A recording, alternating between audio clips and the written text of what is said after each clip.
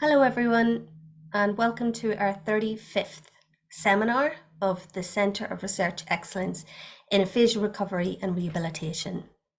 I'm Marcella Carraher, a postdoctoral researcher at the Aphasia CRE and co-facilitator of this seminar series. Before we begin, I'd like to acknowledge that this event and our participants are located on the lands of many traditional custodians in Australia. Today I'm speaking to you from Ireland, but our CRE is based on Wurundjeri land.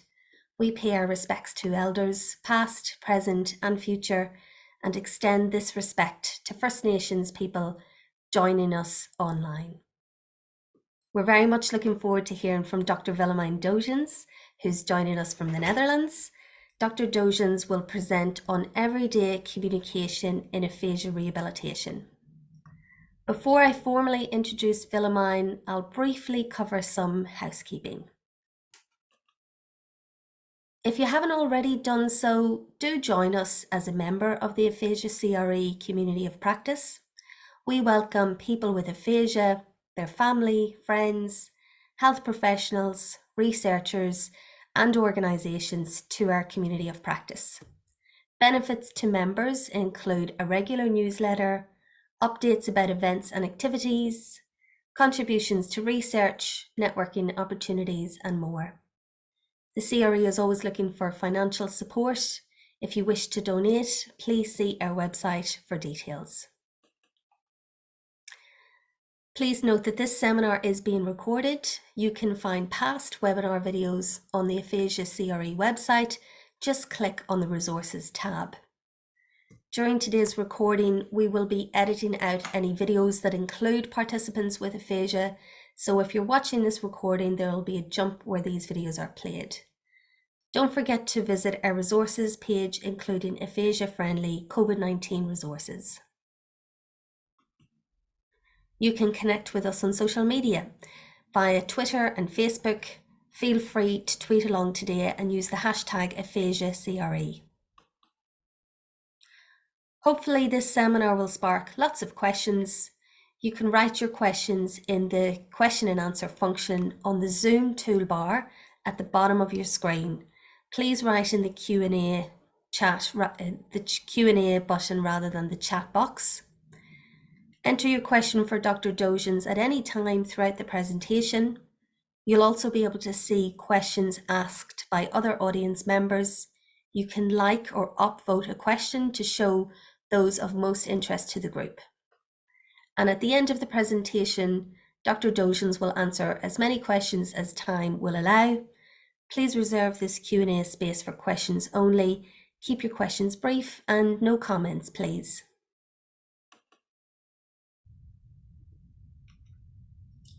Now, I'm delighted to introduce Dr. Willemijn Doedens. Willemijn previously worked as a speech and language therapist at an aphasia centre in Utrecht in the Netherlands. She then completed a PhD at the University of Reading in England on functional communication in post-stroke aphasia, exploring its theoretical definition and subsequent implications on experimental research and clinical practice. Willemijn currently works as a postdoctoral researcher at the Donders Institute of Cognition at Radboud University in Nijmegen. I've probably done a terrible job at saying all of those beautiful Dutch words. Willemijn, please forgive me, and let me hand over to you now. Thank you very much for that lovely introduction. Let me just pull up my slides. And hopefully that is now visible for everyone. Thank you very much for that introduction. The pronunciations were great.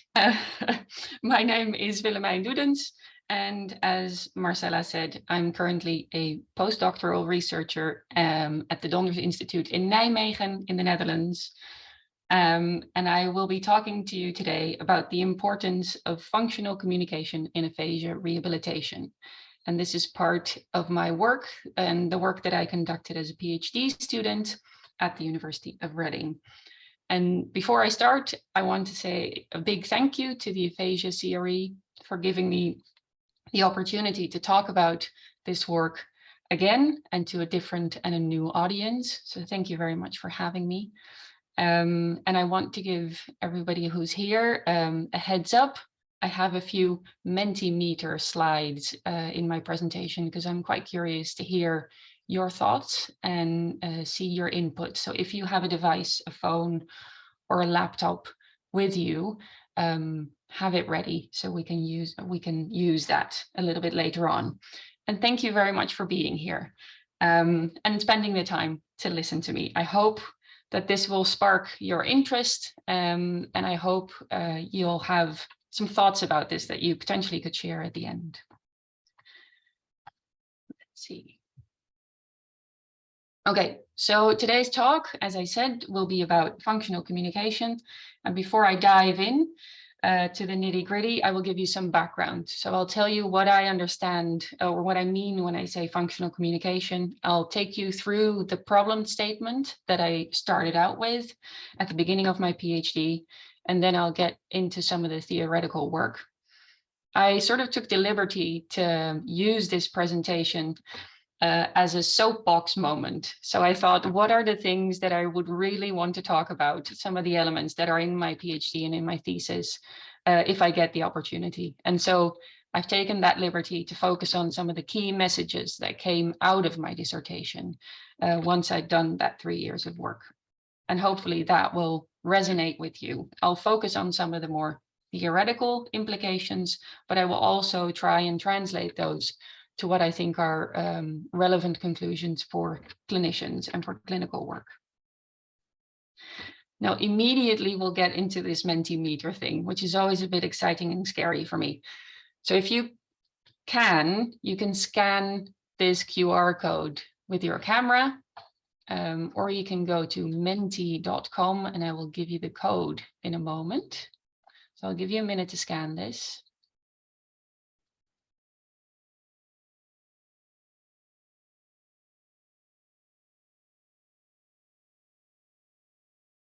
Hopefully that will work. And I'm going to pull up the screen. There's a question there that what does functional communication, and what I mean by that question is what does it make you think of when you hear the term functional communication?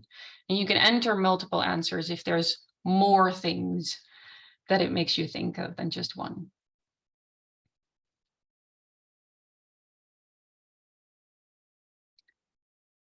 So we're seeing real life, everyday talk, situational, purposeful, essential, messy, I like that one, application to my day, really nice keywords are coming up, practical, enabling, relevant, useful, and everyday is really central, right? That's the one that I think everybody comes up with. Social participation, really nice, accessibility,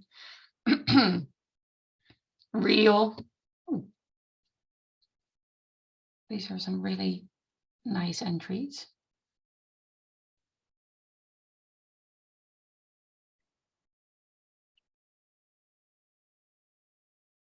Great relationship building. Yep, very relevant. Real life communication, everyday communication. I'm so sorry, it's quite early here, so my voice is still warming up. Engagement, independence, empowering. Great. Thank you so much for this. Yep. So hopefully quite a few of these terms will come back to in the talk. And if there's anything that I haven't mentioned at all at the end, I'd be thrilled if you could bring that up again and maybe see how it might fit into the story that I have prepared for you. So thank you very much for this. Pull this away. All right. So what did I think of when I started thinking about functional communication? Well, one of the descriptions that was used in the most recent, I think, Cochrane review of speech and language therapy intervention was that it refers to the ability to use language or communicational skills to transmit a message via spoken, written, or non-verbal modalities, or a combination of these channels. And that sort of resonates with me. It's not a very specific description, but it resonates with me. And as a clinician, functional communication was a term that I typically used to refer to somebody's ability to communicate effectively in their own day-to-day environment outside of the clinic. And what you actually see in the literature as well, and that's something that we did in the Aphasia Center also, is that functional communication is typically used as a term to refer to a long-term goal in aphasia therapy. So it's the behavior, the level of functioning that we try to achieve change in. So we're not really in the long term trying to improve somebody's sentence comprehension. We're not really trying to improve their phoneme discrimination, but we're hoping that all of this will contribute to the optimization of their ability to communicate. And this is not a new term. This term has been around, and this interest in communication rather than just language has been around for a long time, and sort of started in the early 1970s when it was observed that some people with aphasia communicate better than they talk. So, and this very much resonates with what I struggled with in clinic, where I could see that some people with aphasia who might still be quite severely impaired are such flexible, such creative, and sometimes very effective communicators, even though on a standardized CAT, for example, they get very low scores. So they're very, at a language level, they're very impaired. While other people who might be similarly impaired really struggle to get relatively simplistic messages across. And I always was fascinated by this. And I thought, what is the difference between these two people, and what makes communication for this one person seemingly so easy while it's such a struggle for the other person? And I think understanding this difference between communicating and just using language in a more isolated manner, or processing language in an isolated fashion, understanding that difference might give us clues to understanding what makes it easy for one person with aphasia to communicate and so incredibly difficult for another. And I think potentially it could give us insight into things that we might still be missing in our interventions. So things that we could target to help people communicate more effectively. So this is the question that I was fascinated by in clinic, that was the reason why I started doing my research. And it's a question that's quite old already, but still very relevant today, I think. Now, to answer this question, what is the difference between communicating and what skills are needed for communicating versus just processing language? To answer that question, we actually really need to know what communication is, what behaviors it entails, and what behaviors it doesn't entail. And that actually brings me to the problem statement that I started out with in my PhD, namely that if you look at the literature in aphasiology, there doesn't actually seem to be a very clear consensus or an agreement on what we mean by functional communication. What we see, in fact, is that people use this term in quite different ways across different studies, which I would argue is problematic to the field for a number of reasons. So in terms of assessment, what we see is there's a large number of assessment instruments that exist that claim to measure functional communication. Now, that in itself, I don't think is problematic. I think functional communication is a complex behavior, and we will probably need multiple tools to assess whatever aspect of functional communication we're interested in. What the literature does show, however, is that all these tools that claim to measure the same thing actually measure quite different constructs. And so while they, on the surface, it looks like they target the same thing, they measure different behaviors. Now, if you're trying to average across studies or grow or find a strong evidence for a particular intervention, this then becomes problematic. So it makes it difficult to compare across studies. A slightly older study, but I think still relevant today, also reported that clinically there is still a heavy reliance on using impairment-based tests, such as, for example, the CAT, to measure, for example, therapy outcome. Even when the goal might be to target and to impact functional communication, it happens very often that people still use, or clinicians still use, these impairment-based tests, such as the CAT. I think part of the reason, potentially, of an underlying reason for that heavy reliance is the fact that maybe we don't have the tools or the right tools to measure functional communication. That's something that a problem that I faced in clinic, where we could very clearly see the change that somebody was going through, and we could see they were becoming more able communicators. But the tests that we had at the level of functional communication, we knew were not going to capture that change. Now, in terms of treatment, there was a study that reported that a minority or a smaller chunk of the intervention studies actually focused on targeting the communication skills of people with aphasia, which I think is in many ways quite interesting, because that's something that we should try to target. And I believe potentially that has to do with not having a clear definition of functional communication, because if we don't know exactly what we're targeting, then how can we ever know how exactly to target that? Finally, what we see in the literature, in the evidence base, is that we have inconsistent evidence for generalization of therapy effects to the level of functional communication. And again, I think that partly has to do with having such different definitions of functional communication, meaning we can't pull these studies together and find consistent effects across different studies. And so I've already mentioned the evidence base a few times, but having such different definitions means that even though we have an accumulating evidence base, so we have an accumulating pile of studies on functional communication, we can't use that to our benefit as much as we otherwise potentially could, because across these studies, different definitions are being used. And so I think functional communication is a very central theme within aphasiology, within our clinical work, but I think there's a clear issue that we need to be tackling. We need to be working towards agreeing what we mean by functional communication. And I will say before I go on, for some of the points that I'll be talking about, there's a difference between what's happening in the literature and what is happening clinically, but I'll come back to that in a moment. Now, while this is a problem, I don't think it's surprising that this has happened, and I'll briefly tell you why I don't think it's surprising.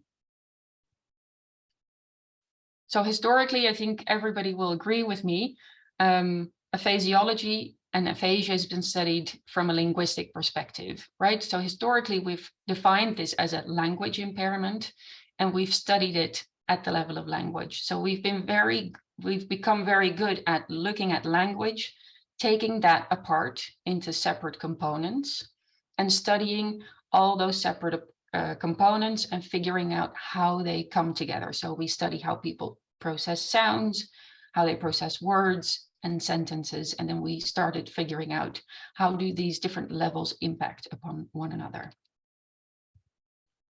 So around the 1970s, there was growing interest in communication, which was often referred to as language processing above the level of the sentence. And what you actually see, communication is a complex behavior, and so it allowed for different perspectives to be used. So different theoretical backgrounds, people from different fields started studying functional communication or processing above the level of the sentence. And what you actually see there is that from all these different fields, different terminologies were being used to refer to something that we're now referring to as functional communication. And these terms started to be used interchangeably. So some people refer to it as connected speech, representing language processing above the level of the sentence, everyday communication, discourse. Some of these terms also came back, were shown in that Mentimeter that we started out with. And so the key thing here is that these terms are being used, not always, but across the literature, they're being used interchangeably. And it becomes this big pile of terms that actually might mean different things. Related to that, and this is from my thesis, is that above the level of the sentence, there's also linked to all those different terms, different elicitation tasks. So performance on complex picture description, on role play, in conversation, on narratives, all these different tasks, all these different terms were being used to refer to functional communication. And again, these were being used interchangeably. Now, my argument in my thesis and the problem statement that I started with is that this is problematic and we need to work towards consensus.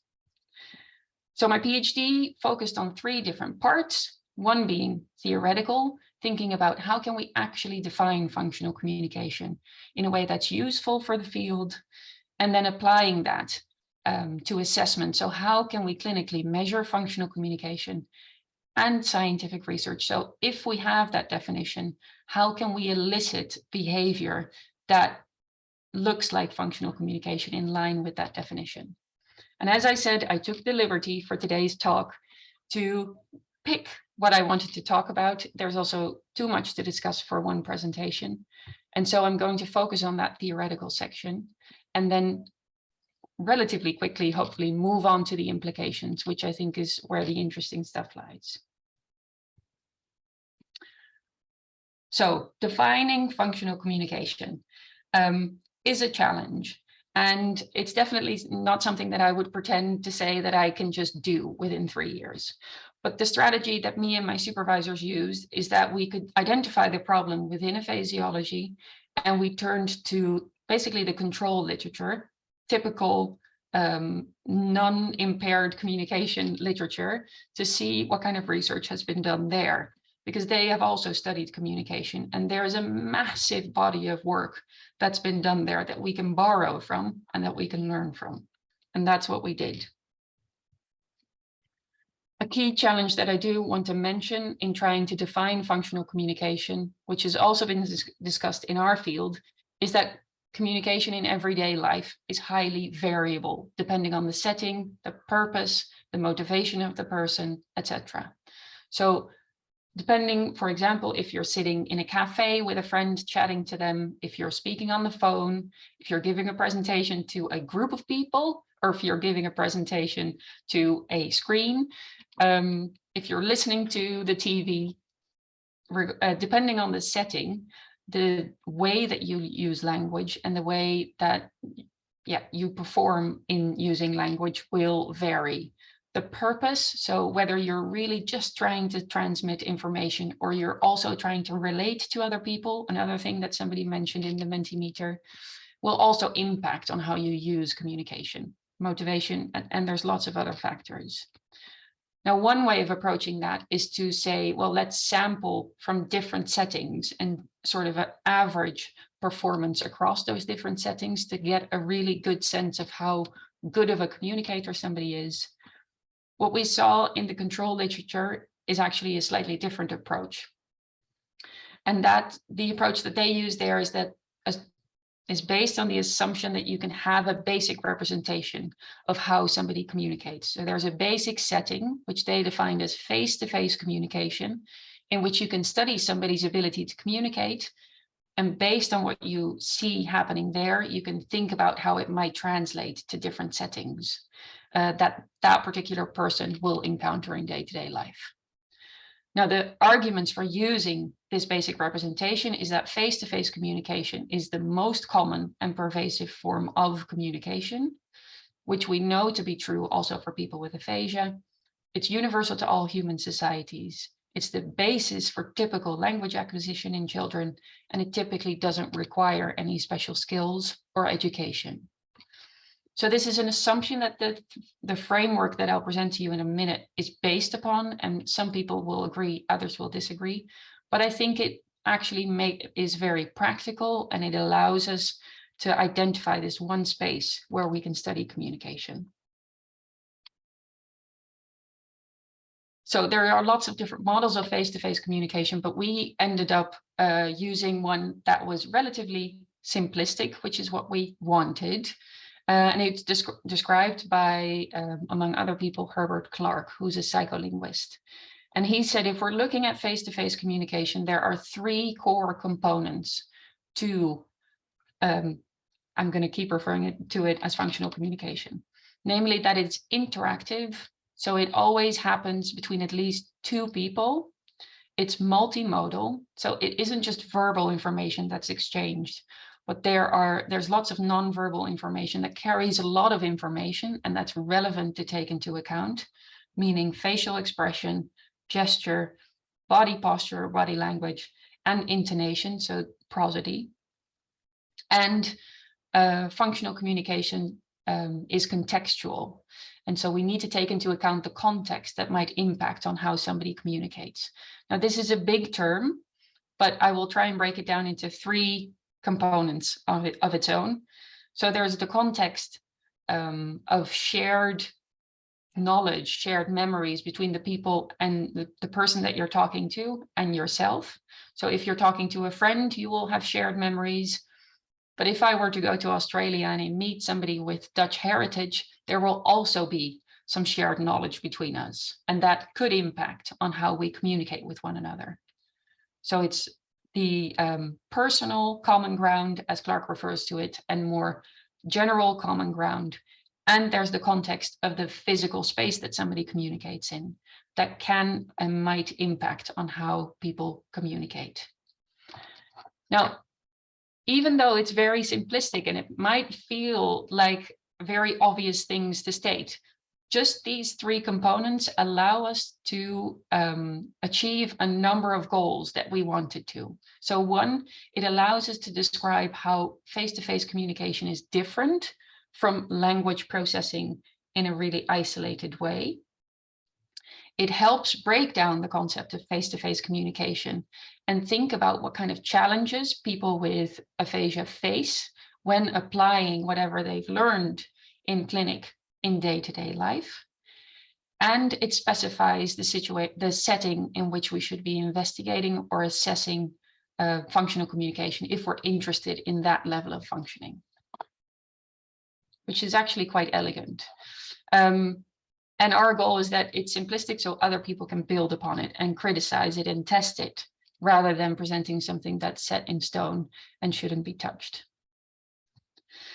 So really briefly, it allows us to differentiate between language and functional communication. So language, if you're testing this on language performance on something like the cat, it's typically not interactive. You're just asking a person to produce or understand language on their own. It's not multimodal. It's typically just looking at verbal output, and it's not contextualized. So if somebody's doing a picture naming task, the words that follow one another are typically made to not be related to each other. So this is not meant as a criticism of the cat, but it's just to illustrate that that is isolated language processing, and we now have more words to define how face-to-face communication is different from that. What this framework also allows us to do is to start thinking about and to break down the concept of functional communication and think about what the challenges are that people with aphasia face in communicating in day-to-day life, and what potential benefits benefits they might have in that setting. And this is at a linguistic level, but also in a more broad cognitive level and a behavioral level. And so we're looking at a lot of internal factors, what might make functional communication more difficult for people with aphasia, but also external factors. So these are just some examples. This is based on a lot of the literature that comes out of the control literature, let's say, that we studied, that I described quite elaborately in the paper that we published. But this is just to give you some sense of this. So the interactive component of face-to-face communication allows us to think about, okay, if you're talking to another person in day-to-day life, a benefit might be that other person can give you feedback on how easy it is to understand your message. So if you're producing a message on a controlled task, you won't get any feedback because it's typically not interactive. If I'm talking to you in person and you're giving me a very confused look, it gives me the opportunity to rephrase. Unfortunately, I can't see any faces, but hopefully you can still follow so far. A challenge of the interactive aspect of functional communication might be that you actually need to monitor all of this while you're also trying to get your message out. So while I'm speaking to you, I need to simultaneously be focusing my attention on whether you're following or not the signals you might be giving me. And I need to, while I'm listening to you, I need to also be already preparing my message. And for some people with aphasia, that might just be too challenging or might be a big hurdle to get used to. The multimodal aspect, a benefit might be that I'm getting much more information from you if you're speaking with gesture and facial expressions in addition to sending me verbal information. And the same goes for my production. So it might be easier for me to get my message across if I can use gesture, drawing, pointing, etc. For other people, this might actually present a challenge. There is some literature to suggest that for some people with aphasia, it's difficult to integrate those signals into a coherent message. And so it might actually present a challenge if you're faced with so many channels of information to select the right one. The contextual one, again, I'll just give a few examples. A benefit might be that you have that context of the conversation that slowly builds up. Actually, I'm realizing I forgot to say that. So that's one component of the context, which is the context of the conversation. As you're talking about a particular topic, you build up this context. And for some people, that might make it easier to express themselves within that topic of what they're talking about. For other people, depending on their profile of functioning or their impairments that they have, this might actually present a heavier reliance on their memory load, and it might make communication much more difficult than if it's really isolated and things that can just focus on one element. So these are some of the examples where you can start to break down the concept of functional communication and think about cognitive and linguistic challenges that people might face. And you can generate really specific hypotheses and test those, which I think without such a framework, we weren't actually able to do so specifically or systematically yet. So as a brief summary of the theoretical part of this presentation is that we've argued, so me and my supervisors have argued that functional communication can be defined as something that's interactive, multimodal, and contextual. And just having that definition allows us to differentiate between language processing in isolation and functional communication. It gives us a setting in which to study communication in a reliable manner. There's a big evidence base that from outside of our field that we can borrow from, that we can learn from, and it allows us to break down that concept and start thinking about the concrete challenges and benefits that some people with aphasia might be facing when they're taking out their language skills into day-to-day life. And it might explain that difference that we're seeing between different people that either struggle or really flourish in a communicative setting. So having said that, I'm finally getting to the implications of the framework, which I will talk about. There's some theoretical implications, but hopefully this will already trigger some thoughts of what this means clinically. And I will also discuss that from my perspective, but I'm very curious to hear whether you recognize that or not, or agree with that or not. So the theoretical implications of the framework, meaning if we accept this framework, what does that mean of how we talk about functional communication? I had more implications, but somebody recommended to me to narrow it down. So I'm going to talk about two implications that I discussed in my dissertation that I think are relevant to the field and that I think could help improve the work on functional communication.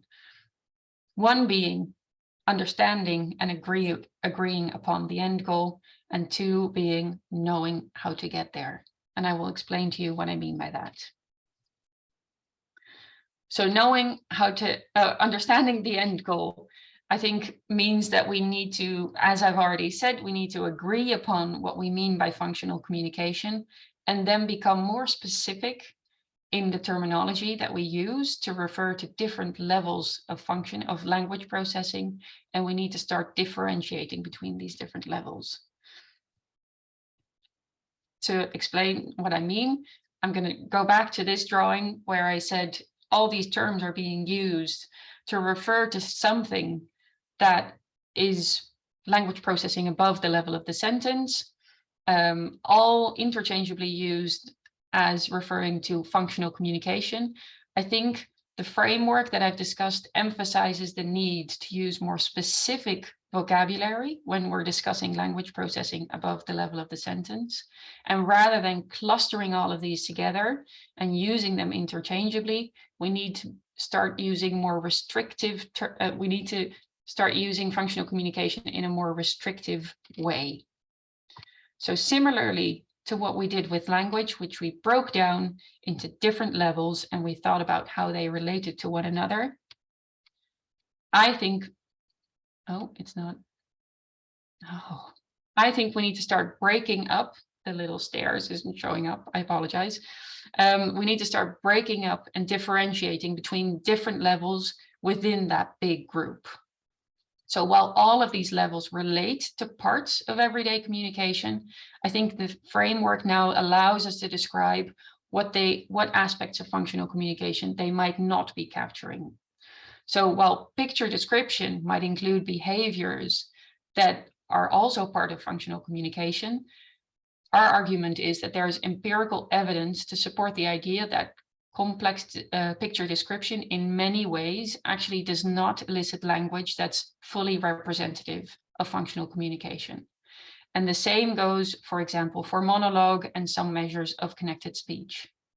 And not only because sometimes they only measure verbal information, but also because there are key differences in task demands that make me believe, and I think there gives us an argument to say that the challenges in those different settings are different and not directly representative of day-to-day communication. Okay, so just to clarify, each level is relevant, but I think we need to start being more restrictive and more specific about in what ways they are relevant and in what ways they might not be representative of functional communication. There it is. Sorry. So that's understanding the end goal and being more specific about what level we're talking about and differentiating between those different levels. Secondly, knowing how to get there. So I think having that end goal, we need to start thinking about how these different levels are connected. So once we have that breakdown of all these different levels above the level of the sentence, extending that stairwell, basically, we can then start thinking about how they are connected. So if we are measuring a monologue, which in many ways is in an experimental setting is easier than looking, for example, at conversation, what measures within a monologue are representative of functional communication and which ones aren't? And I'm saying this doesn't mean, me saying this doesn't mean that this work doesn't exist. There is work on this and more work is being done on this. But this is me getting up on my soapbox saying this is what we need if we want to really start understanding functional communication.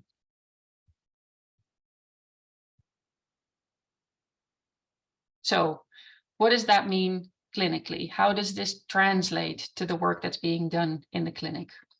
Well, I think these questions and these key outcomes or implications are relevant in terms of assessment, because I think answering these questions, conducting this research will inform the clinic on how representative different levels of language functioning are of functional communication. So what assessment instrument should I be using to get a sense of somebody's ability to function communicatively in day-to-day life, and which tests really are not representative of functional communication.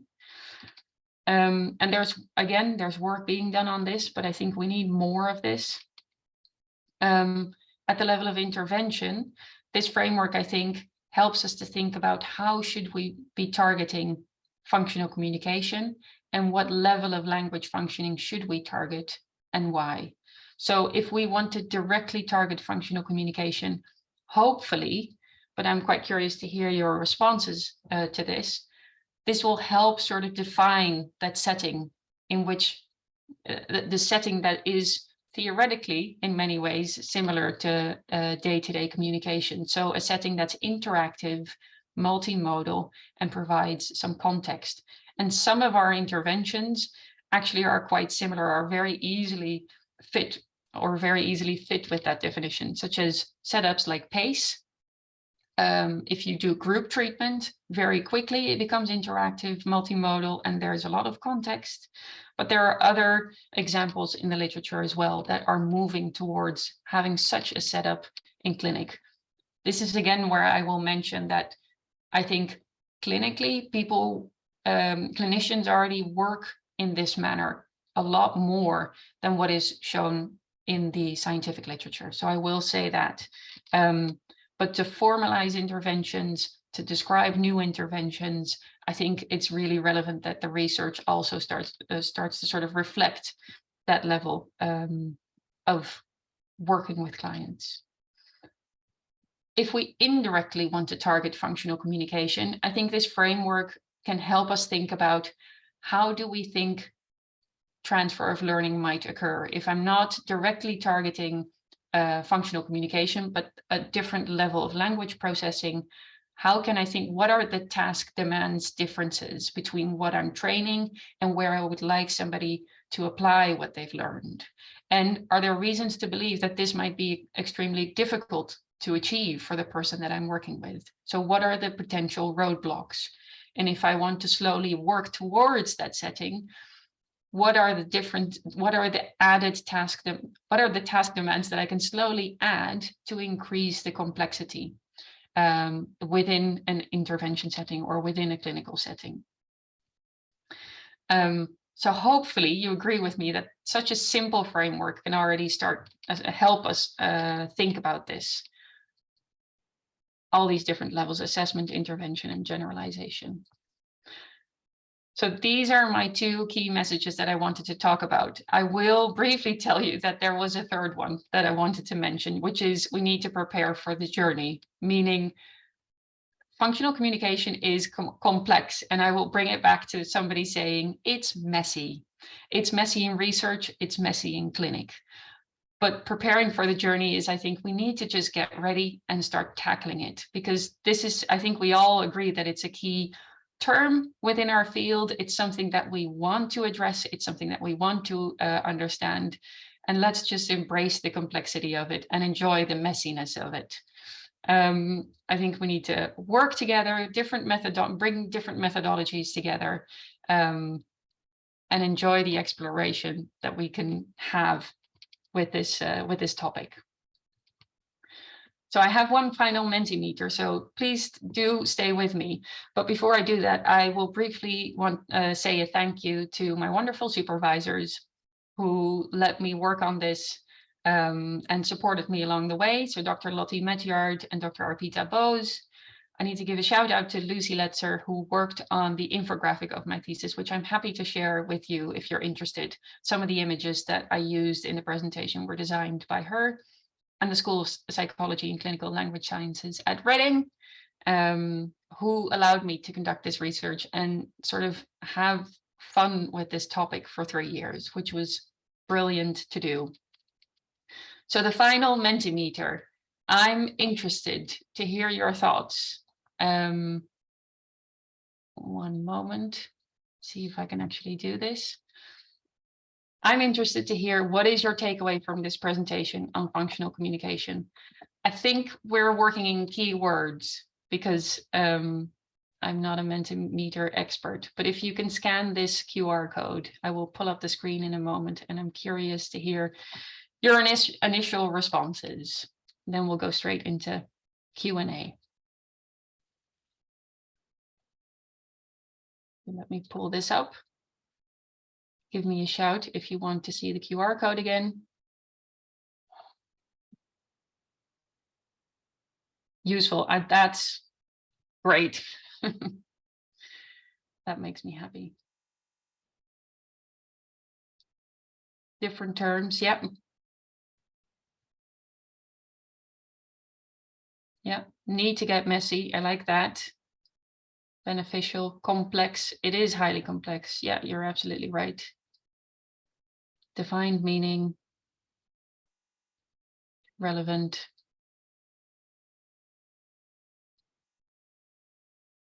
Pragmatic. Yeah. Yeah. I think we need to embrace the complexity and we need to try and be pragmatic about it. Will change approach. So potentially, maybe you mean it will change the approach to functional communication, clinically and empirically. Clear definition. I'm happy to hear that. And whole person. Yes. Hopefully this somewhat captures that. But this is one of the things that I think could be added on to the definition, where we have an even more holistic view.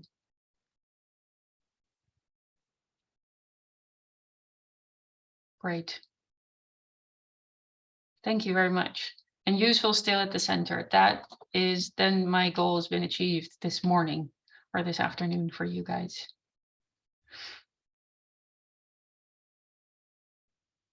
Great. Thank you very much. I'm going to save this clinically relevant. See, that makes me incredibly happy. So I'm going to save this for myself. Thank you very much for your input there. And I think I'm going to hand back to Marcella. Thanks, Willemijn. That was such a stimulating conversation and it very clearly and comprehensively presented. Thank you so much for that. Hopefully we'll get a couple of questions in the Q&A button. Maybe people are just thinking and integrating all of their thoughts. And because it's such a messy subject, hopefully we'll get some messy, interesting questions because we're all still figuring this out. But in the meantime, I've got a couple of questions for you. You talked briefly about implications of the framework at the end of your presentation and briefly mentioned assessments. For clinicians who are interested now in changing their approach, what sort of assessments could they use to tap into functional communication? Ooh, I'm very happy that you asked this question because I've actually had quite a few discussions with a colleague of mine about this. So one of the papers that I mentioned in that have come out of the PhD is one where we evaluate existing instruments that are currently used in research and in clinic to measure functional communication. And what we did is a tick the box exercise where we looked at the instrument and checked, is it actually multimodal? Is it interactive? And does it take into account some form of context? Now, the recommendation that came out of that is that the scenario test, which is also available in English, fits best with that theoretical description. For us, it was sort of a proof of concept type of exercise as well. So it's not saying the scenario test is everything and you should only be using that, because there are some really clear drawbacks to using the scenario test. It isn't suitable for everybody with aphasia. I think being conscious and potentially having that framework when you're evaluating the tests that you have on hand and being aware of what you might be missing is the first step that you could do as a clinician, because obviously you can't just create a new tool. I think for researchers, I hope it's an incentive to try and come up with better tools and keep improving what we have already. The colleague of mine that came up to me and she said, okay, but does that mean that if you have this test, which is not necessarily multimodal, does it then not capture functional communication? Is that what you're saying? And so that's a tricky discussion, and that's not really the argument that I'm trying to make. I'm just trying to ask people to be really aware. What are you measuring, and what might you be missing if you're trying to capture behavior that's functional communication? And it doesn't mean that all the other tests are not relevant, let's say. And I think that was a point that you made beautifully in your presentation, that we use the term functional communication, but we all use it differently. And so just because you think you are measuring functional communication, you're probably measuring a different and specific construct to what your colleague or that research paper that you're looking at is measuring. Yeah, exactly. And just staying on assessment, you mentioned the benefits, but also the challenges of working in face-to-face communication. And I just jotted it down. The challenges were about monitoring, integration, memory load, selection. Do you think that in the future we'll be able to use face-to-face communication to locate where somebody is having a problem? Because in real life communication, we can't always reduce complexity. So in the future, do you think that it could be a realistic aim to try and develop assessment tools that will allow us to pinpoint where somebody's communication is breaking down within this framework, and therefore we can address that in therapy? That's a very good question. Dare I say that? I think it will end up being a combination of things. So I hope that we'll be able to gather quite a lot of information from conversation, for example. It might require us to have some information of these standardized tests that really, so if you talk about cognitive impairments, we might need to test that in a really controlled manner and then see how that translates for that particular person in conversation. And that's where it gets really messy, because even the benefits and challenges, I think whether they're benefits or whether they're challenges will really depend on that profile of impairment. And so the embracing complexity, I don't think I ended up mentioning that, but what I think is that we'll have a profile of functioning at the level of functional communication. I don't think we will in the future capture that with one number.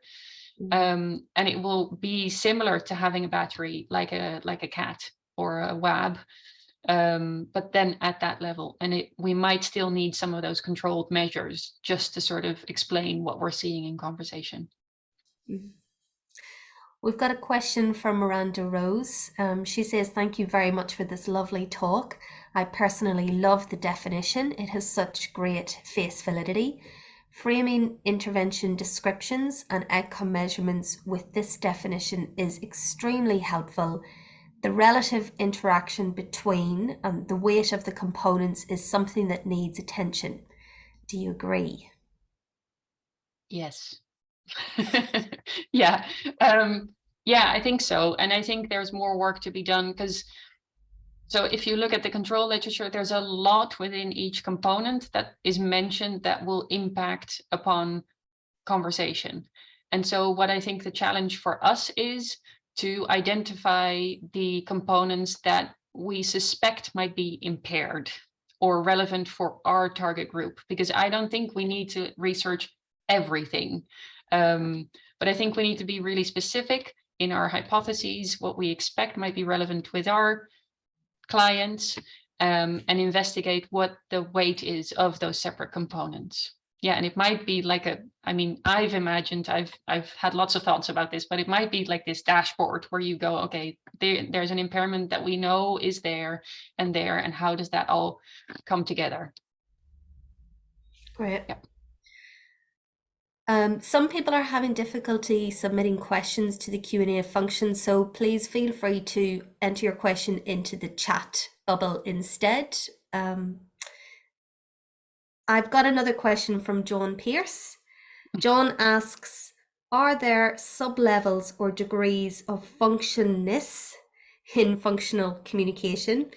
And he gives an example. He says, a restricted dialogue about the weather for an assessment task might not be as representative as an open dialogue about multiple topics in real life.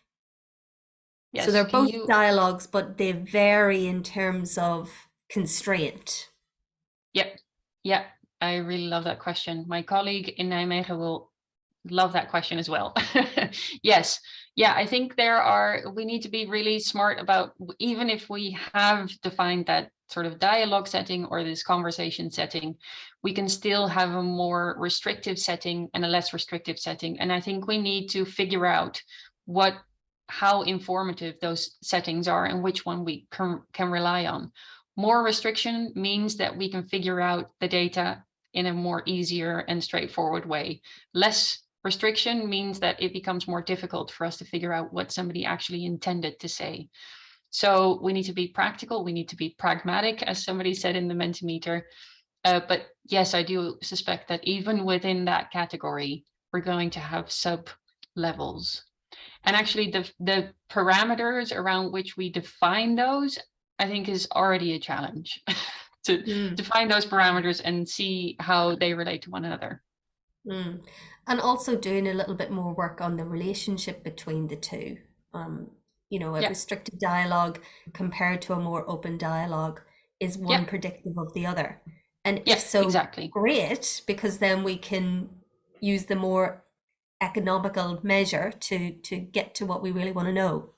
Yeah, so it's similar to monologue. I think if we continue to do this research and we're very specific and we can identify that bulk that works on monologue, that will also allow us, there might be measures in there that are sufficient for us to understand aspects of functional communication or how somebody might perform in dialogue or in conversation.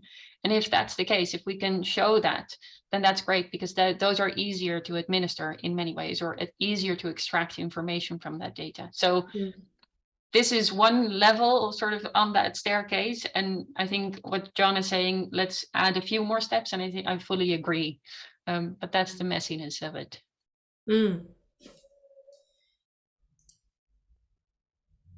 Miranda says, for healthy speakers, the emphasis is obviously on the verbal mode and shared context.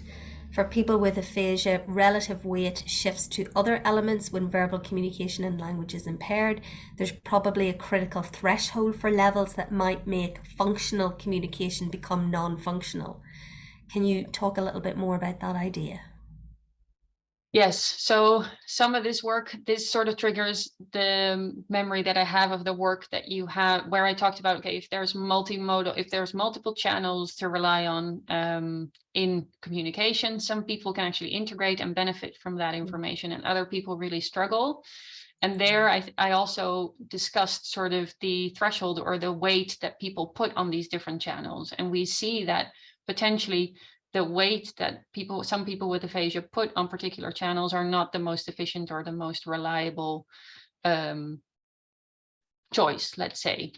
And so looking at how that is shifted, and at what point having minimal information actually means that somebody is just an inefficient or unable to communicate effectively, becomes really interesting, because I think then there's a shift in what you need to address. In one point, you're trying to strengthen a particular thing, and in the other, you might have to compensate or train in a very different way. I hope that addresses the question. I've got another question here.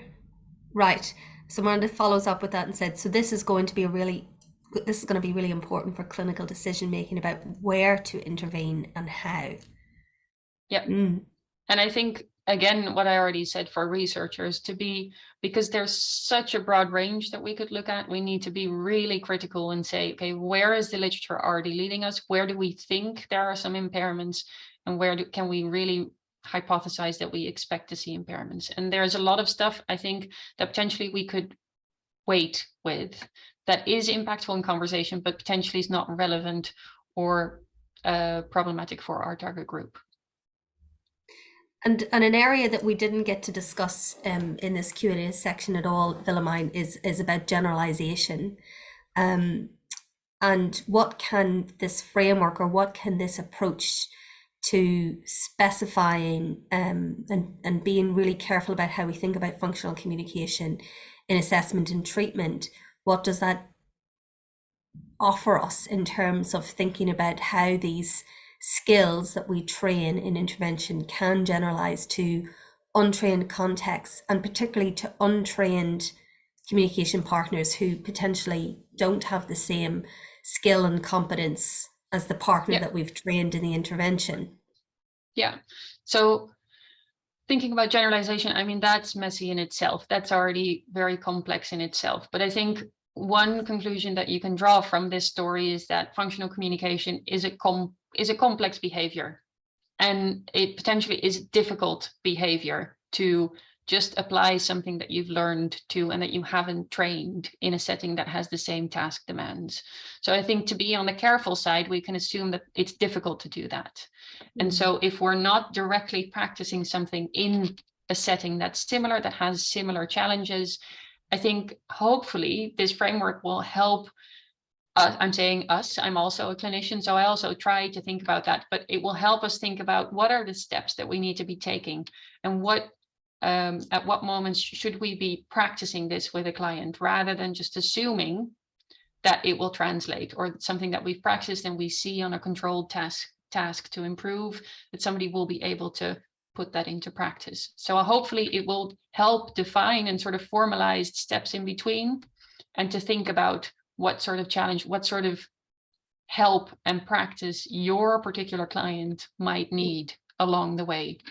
And that might require actually doing a lot of practice in a setting and varying those variables of interactivity, multimodality, and context. And I think, as I said, I think a lot of clinicians already do a lot of this stuff. I think a lot of clinicians figure this out for themselves. My training wasn't so. I was trained in 2015. I didn't have a lot of formalized materials that helped me define functional communication and define how to work with that. And I think we could help. I believe we can help clinicians and clinical practice by thinking about that together, probably, because there's a lot of ideas in clinic. I feel like this discussion could go on for hours, Willemijn, and yeah, there's still so much more work to do on this. So let me invite people who are listening to this to contact you directly if they want to follow up with questions or discussion. And on behalf of the CRE, thank you so much for such a beautiful presentation and stimulating discussion.